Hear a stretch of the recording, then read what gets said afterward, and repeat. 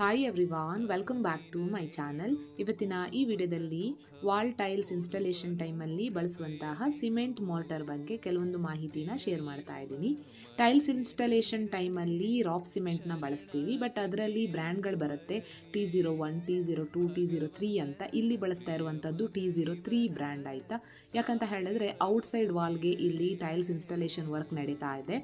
Front wall ಇದು 10 feet height ಇರೋದ್ರಿಂದ ಇಲ್ಲಿ ಸೈಡಲ್ಲಿ ಬೇರೆ ವಾಲ್ಸ್ಗೆ ಇನ್ಸ್ಟಾಲೇಷನ್ ಟೈಲ್ಸ್ ಏನು ಮಾಡ್ತಾ ಇಲ್ಲ.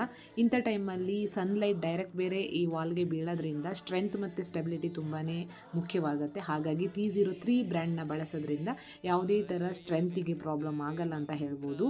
ನಂತರ T02 ಬಂದು ಏನಾದರೂ ನೀವು ವಾಲಲ್ಲಿ ಸ್ಟೋನ್ ಕ್ಲಾಡಿಂಗ್ ವರ್ಕ್ ಮಾಡಿಸ್ತಾ ಇದ್ದರೆ ಅಂಥ ಟೈಮಲ್ಲಿ ಬಳಸಿ, ತುಂಬ ಚೆನ್ನಾಗಿರುತ್ತೆ. ನಂತರ T01 ಬ್ರ್ಯಾಂಡ್ ಬಂದು ಬಾತ್ರೂಮ್ ಇನ್ಸೈಡ್ ವಾಲ್ಸ್ ಏನಿರುತ್ತಲ್ವ ಅದಕ್ಕೆ ಬಳಸ್ಬೋದು. ಯಾಕಂದರೆ ಅಲ್ಲಿ ಸ್ಟ್ರೆಂತಿಗೇನು ತೊಂದರೆ ಆಗಲ್ಲ, ಸುತ್ತಲೂ ವಾಲ್ ಬರೋದ್ರಿಂದ ಸ್ಟ್ರೆಂತ್ಗೇನು ಪ್ರಾಬ್ಲಮ್ ಇರಲ್ಲ ಅಂತ T01ನ ಬಳಸ್ಬೋದು.